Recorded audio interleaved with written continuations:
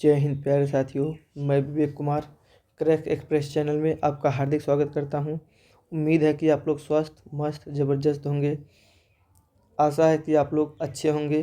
तो चलिए बिना देर की हम क्लास को स्टार्ट करते हैं। हाँ, एक बात आपसे कहना है कि चैनल पे अगर आए हैं तो चैनल को लाइक करिए, सब्सक्राइब करिए, कमेंट करिए, शेयर करिए। तो चलिए बिना देर की हम क्लास को स्टार्ट करते हैं। आज का पहला सेशन का पहला क्वेश्चन होने वाला है, प्रथम आंग्ल मराठा युद्ध निम्नलिखित में से किस संधि द्वारा समाप्त हुआ। प्रथम आंग्ल मराठा युद्ध निम्नलिखित में से किस संधि द्वारा समाप्त हुआ। तो सालबाई संधि, सालबाई संधि द्वारा समाप्त हुआ।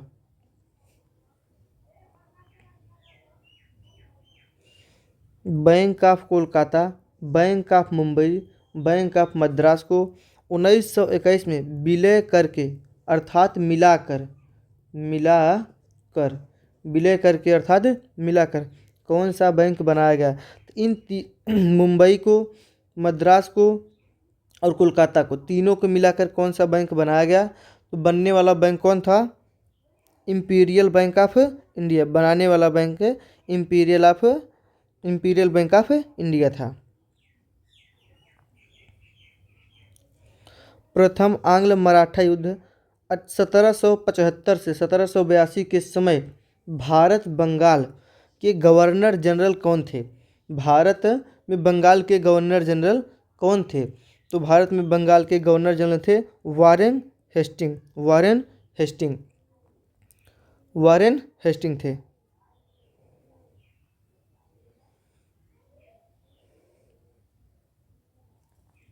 किस वायसराय ने भारत में सहायक गठबंधन प्रणाली शुरू की।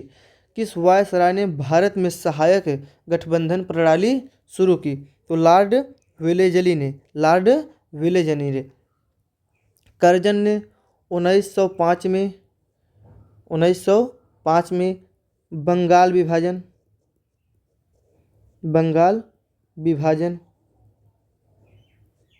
विभाजन और लॉर्ड कैनिंग ने 1857 का विद्रोह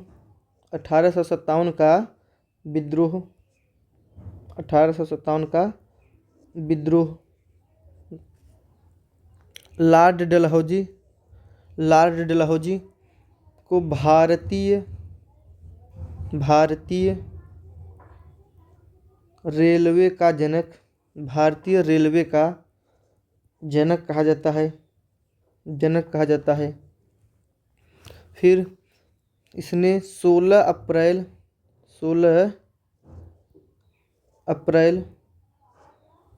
1853 को रेल चलाया मुंबई से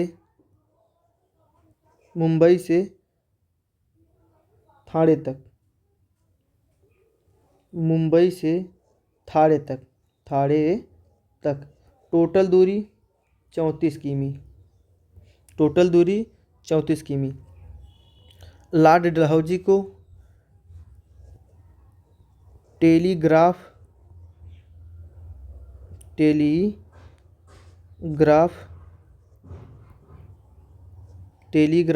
लाइन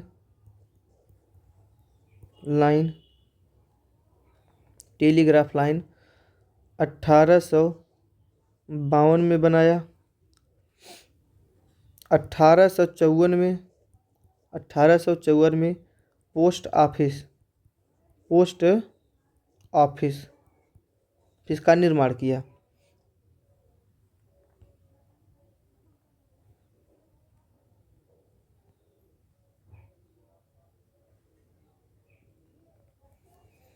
निम्नलिखित में से किस संधि पर हस्ताक्षर करके द्वितीय आंग्ल मैसूर युद्ध समाप्त हुआ था।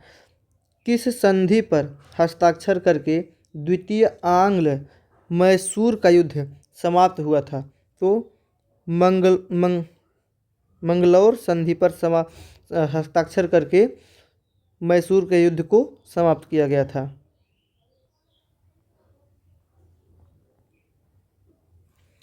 1720 में ब्रिटिश सरकार ने इंग्लैंड में भारत के छपे हुए सूती कपड़े के उपयोग पर प्रतिबंध लगाने के लिए कौन सा कानून बनाया था? तो कौन सा कानून बनाया गया था? 1720 में ब्रिटिश सरकार ने इंग्लैंड में भारत के छपे हुए सूती कपड़े पर उपयोग करने पर प्रतिबंध लगाया गया था। तो कौन सा था?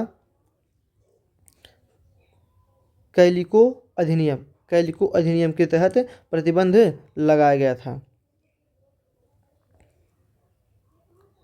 1906 में आयोजित भारत राष्ट्रीय कांग्रेस के कलकत्ता अधिवेशन में भारत के लिए स्वराज का झंडा किसके द्वारा फहराया गया था? भारत में स्वराज का झंडा किसके द्वारा फहराया गया था? तो फहराने वाले दादा भाई नौरोजी थे। फहराने वाले दादा भाई नौरोजी थे।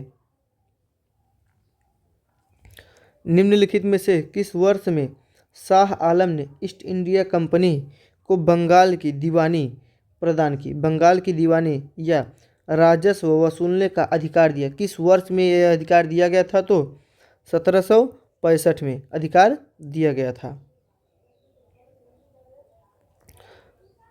प्लासी का युद्ध किस मुगल शासक के कार्यकाल में हुआ था?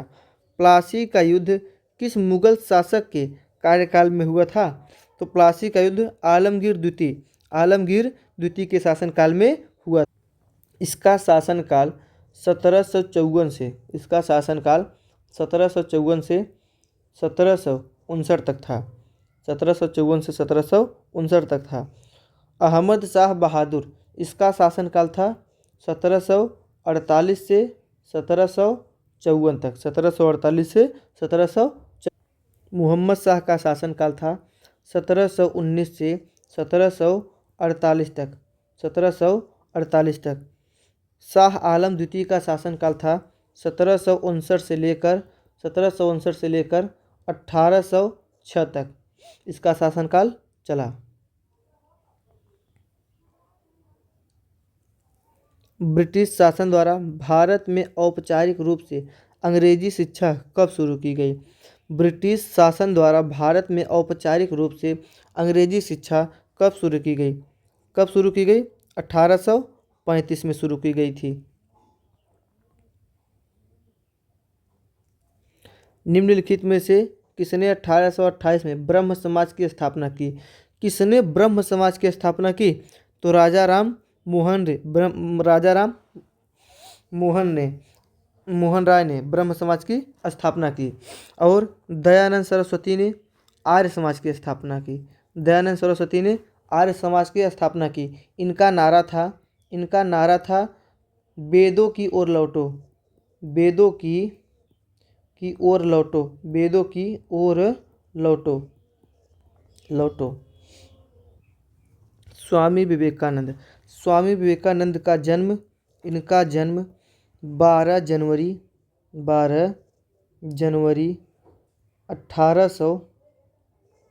1863 को हुआ था। इनका जन्म दिवस राष्ट्रीय युवा दिवस के रूप में मनाया जाता है। राष्ट्रीय युवा दिवस के रूप में मनाया जाता है। इन्होंने 1 मई 1897 को 1 मई 1897 को रामकृष्ण मिशन की स्थापना की। अगला प्रश्न, निम्नलिखित में से किस मुगल सम्राट को सिपाहियों ने अपना नेता माना और उन्होंने 1857 के विद्रोह का नेतृत्व किया? तो किस मुगल सम्राट ने सिपाहियों को अपना नेता माना और उन्होंने 1857 के विद्रोह का नेतृत्व किया? तो कौन सा मुगल सम्राट था जिन्होंने सिपाहियों को अपना नेता माना था? तो कौन था? बहादुर शाह जफर था।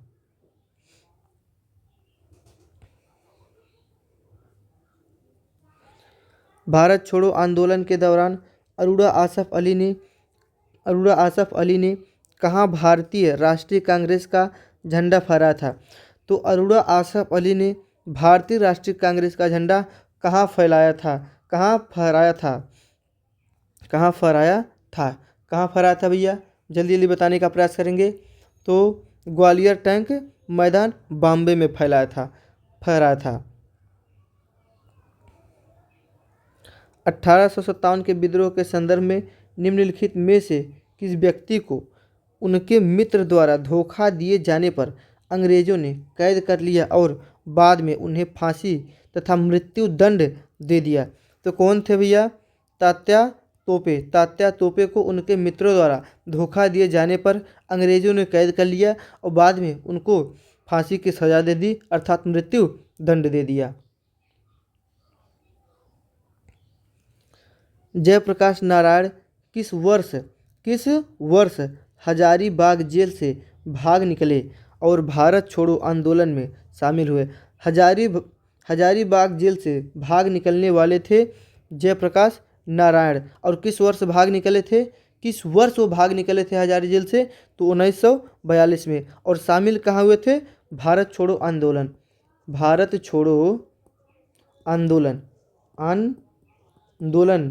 में शामिल हो गए थे। भारत छोड़ो आंदोलन में शामिल हो गए थे। 1942 में जब भारत छोड़ो प्रस्ताव पारित किया गया था तब भारत के वायसराय कौन थे? भारत छोड़ो प्रस्ताव को पारित किया गया था तो उस समय भारत के वायसराय कौन थे? भारत के वायसराय कौन थे? लॉर्ड लिथगो थे भारत के उस समय वायसराय।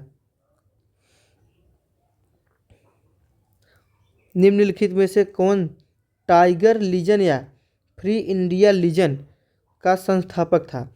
टाइगर लीजन या फ्री इंडिया लीजन का संस्थापक कौन था? कौन थे या कौन था? तो सुभाष चंद्र बोस। इन्होंने फॉरवर्ड ब्लॉक की स्थापना भी की है।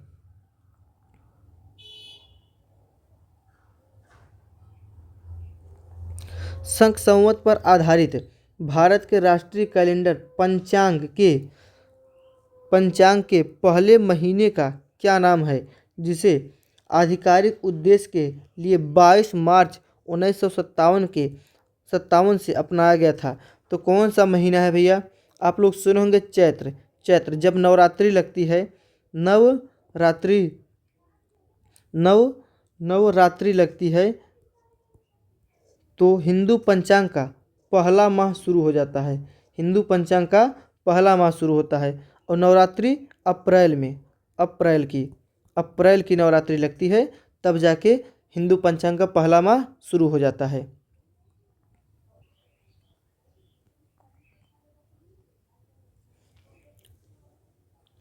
भारतीय राष्ट्रीय कांग्रेस ने अपने लाहौर अधिवेशन में किस वर्ष ऐतिहासिक पूर्ण स्वराज का प्रस्ताव पारित किया?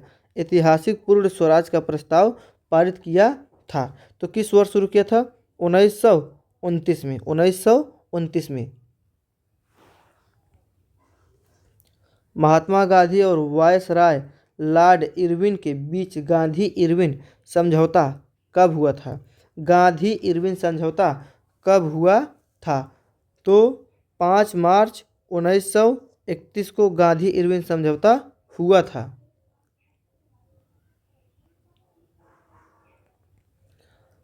आंध्र प्रदेश पुनर्गठन अधिनियम किस वर्ष संसद द्वारा पारित किया गया था? किस वर्ष संसद द्वारा पारित किया गया था? तो 2014 में पारित किया गया था। अरोड़ा आसफ अली निम्नलिखित में से किस आंदोलन से संबंधित है? अरोड़ा आसफ अली निम्नलिखित में से किस आंदोलन से संबंधित है? तो अरोड़ा आसफ अली भारत छोड़ो आंदोलन से संबंधित है। असहयोग आंदोलन 1 अगस्त 1920 में गांधी जी के नेतृत्व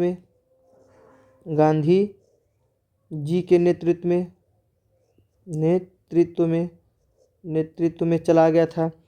सविनय अवज्ञा आंदोलन 12 मार्च 1930 को गांधी जी के नेतृत्व में चलाया गया चलाया गया चलाया गया।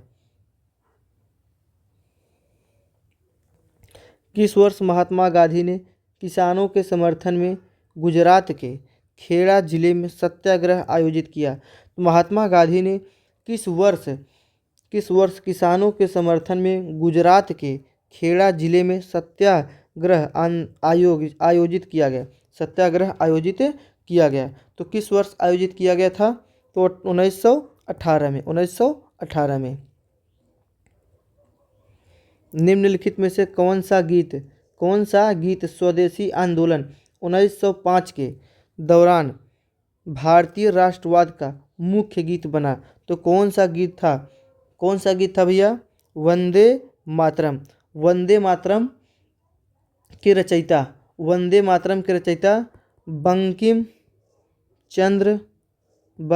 चंद्र चट्टोपाध्याय हैं। बंकिम चंद्र चट्टोपाध्याय हैं। जनगण मन के रचयिता है रविंद्रनाथ टैगोर।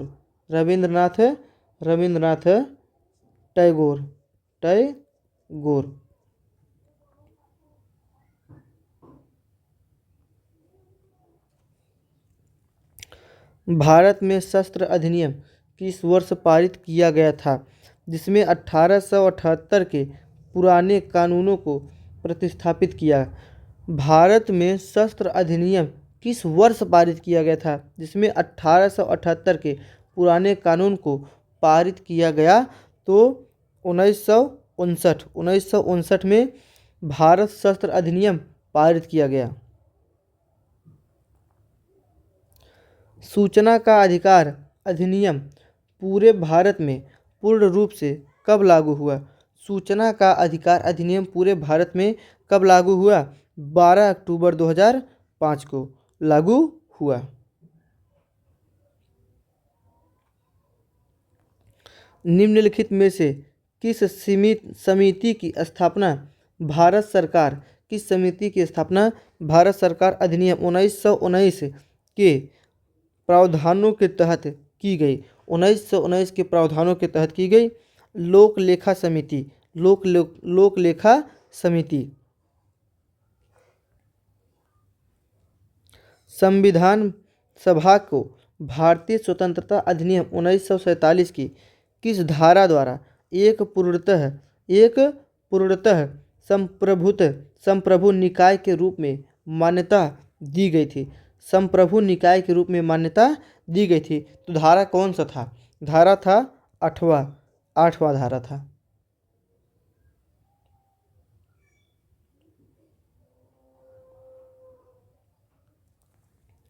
किस संविधान संशोधन अधिनियम ने लोकसभा और राज्य विधान सभाओं में एंग्लो इंडियन समुदाय के नामित प्रतिनिधित्व को समाप्त कर दिया? एंग्लो इंडियन समुदाय के नामी प्रतिनिधित्व को समाप्त कर दिया। तो कौन सा था? 104वां संविधान संशोधन अधिनियम के तहत एंग्लो इंडियन समुदाय को प्रतिनिधित्व को समाप्त कर दिया गया। निम्नलिखित में से किस संविधान संशोधन अधिनियम ने भारत में केंद्र शासित प्रदेशों की अवधारणा को पेश किया और उनका निर्माण किया? केंद्र शासित प्रदेश की अवधारणा को पेश किया और उनका निर्माण किया। तो 7वां संविधान संशोधन अधिनियम। निम्नलिखित में से किस संविधान संशोधित अधिनियम के द्वारा सिक्किम को भारतीय संघ के पूर्ण राज्य के रूप में शामिल किया गया था? किस संविधान संशोधन के तहत सिक्किम को भारत पूर्ण राज्य का दर्जा दिया गया और भारत में शामिल किया गया? तो 36वां संविधान संशोधन अधिनियम के तहत सिक्किम को पूर्ण राज्य का दर्जा दिया। दर्जा दिया गया और भारत में शामिल कर लिया गया।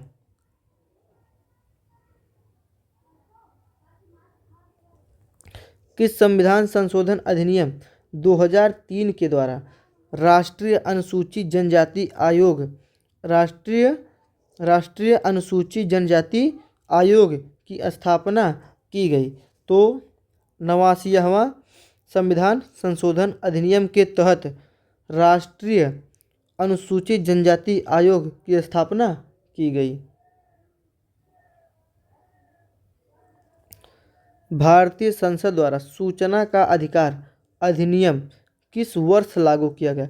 भारतीय संसद द्वारा सूचना का अधिकार अधिनियम किस वर्ष लागू किया गया? तो 2005 में लागू किया गया।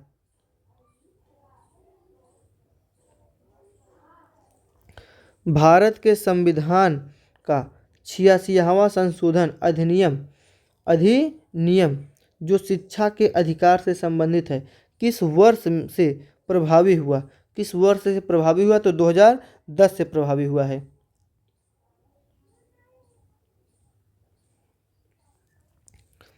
किस संविधान संशोधन अधिनियम के द्वारा संपत्ति के अधिकार को मौलिक अधिकारों की सूची से हटा दिया गया?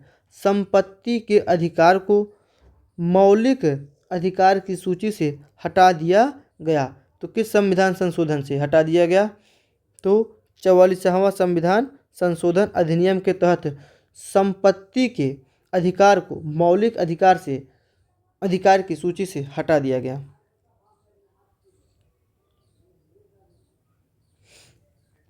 भारतीय संविधान की निम्नलिखित में से कौन सी विशेषता यूनाइटेड किंगडम यूके अर्थात ब्रिटेन के संविधान से उधार ली गई है?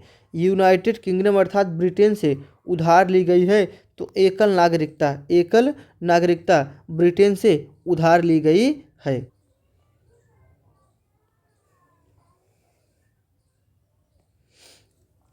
भारत के संविधान के स्रोतों के संदर्भ में निम्नलिखित में से कौन सा युग्म सुमेलित नहीं है?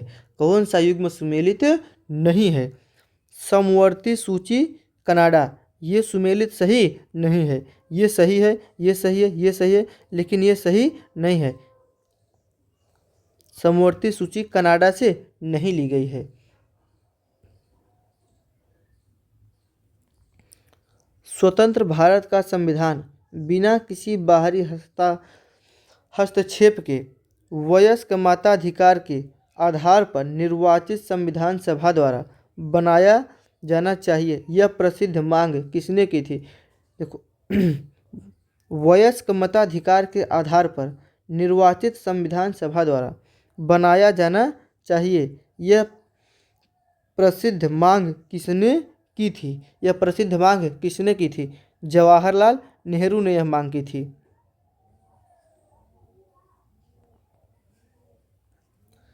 भारत में उच्च शिक्षा के लिए अंग्रेजों को आधिकारिक भाषा के रूप में किस संकल्प या अधिनियम के द्वारा शामिल किया गया?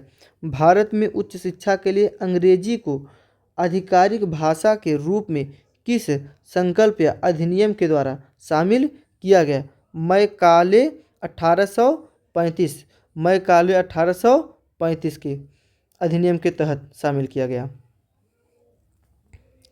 भारत में दहेज निषेध अधिनियम किस वर्ष पारित किया गया? भारत में दहेज निषेध अधिनियम किस वर्ष पारित किया गया? 1961 में पारित किया गया।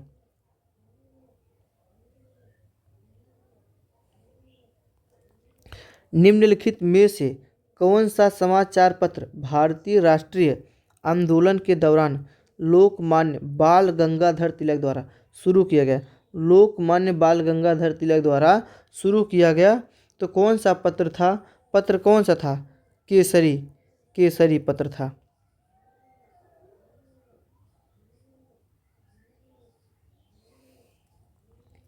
किस स्थान पर आयोजित वार्षिक सत्र में महात्मा गांधी को भारतीय राष्ट्रीय कांग्रेस का अध्यक्ष चुना गया? किस स्थान पर आयोजित वार्षिक सत्र में महात्मा गांधी को भारतीय राष्ट्रीय कांग्रेस का अध्यक्ष चुना गया? तो बेलगाम 1924 में वार्षिक सत्र में सम्मिलित होकर महात्मा गांधी को राष्ट्रीय कांग्रेस का अध्यक्ष चुना गया था।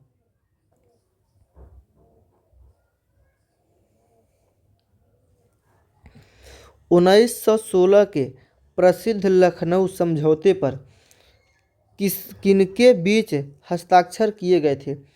1916 के प्रसिद्ध लखनऊ समझौते पर किनके बीच हस्ताक्षर किए गए थे? तो भारतीय राष्ट्रीय कांग्रेस और मुस्लिम लीग के बीच समझौते पर हस्ताक्षर किए गए थे।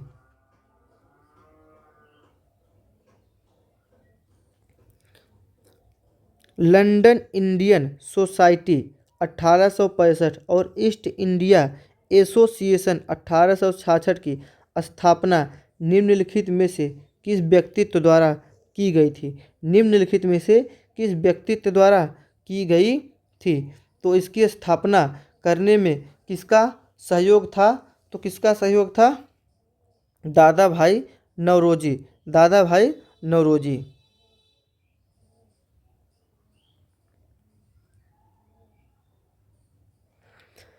इंडियन नेशनल आर्मी या आज़ाद हिंद फौज का संगठन मूल रूप से किसके द्वारा किया गया था?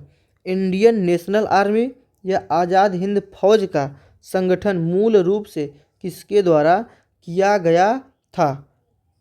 कैप्टन मोहन सिंह। कैप्टन मोहन सिंह के द्वारा किया गया था।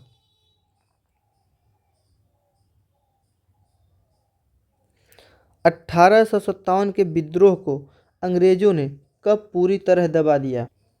1857 के विद्रोह को अंग्रेजों ने कब पूरी तरह से दबा दिया था? कब पूरी तरह से दबा दिया? 1859 में पूरी तरह से दबा दिया।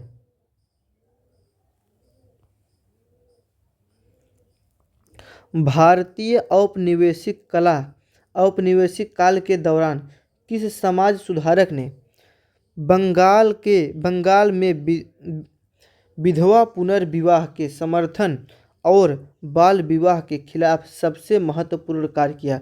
भारतीय औपचारिक निवेश काल के दौरान किस समाज सुधारक ने बंगाल में विधवा पुनर्विवाह के समर्थन और बाल विवाह के खिलाफ सबसे महत्वपूर्ण कार्य किया? तो ईश्वरचंद्र विद्यासागर ने कार्य किया था। निम्नलिखित में से कौन सा युद्ध ईस्ट इंडिया कंपनी और कूपरथला राज्य के विद्रोह सिपाहियों और सैनिकों के बीच लड़ा गया?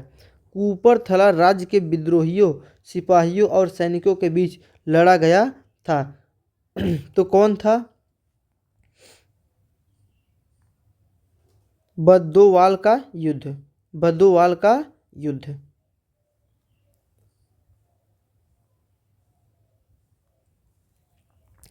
ब्रिटिश शासन द्वारा भारत में औपचारिक रूप से अंग्रेजी शिक्षा कब शुरू की गई? ब्रिटिश शासन द्वारा भारत में औपचारिक रूप से अंग्रेजी शिक्षा कब शुरू की गई? तो 1835 में मैकाले के द्वारा 1835 में मैकाले के द्वारा भारत में औपचारिक रूप से अंग्रेजी शिक्षा शुरू की गई थी। उम्मीद करता हूँ साथियों आपको क्लास अच्छी लगी होगी। क्लास अच्छी लगी है तो चैनल को सब्सक्राइब करिए, लाइक करिए, कमेंट करिए और इस क्लास को अपने दोस्तों तक अवश्य शेयर करिए।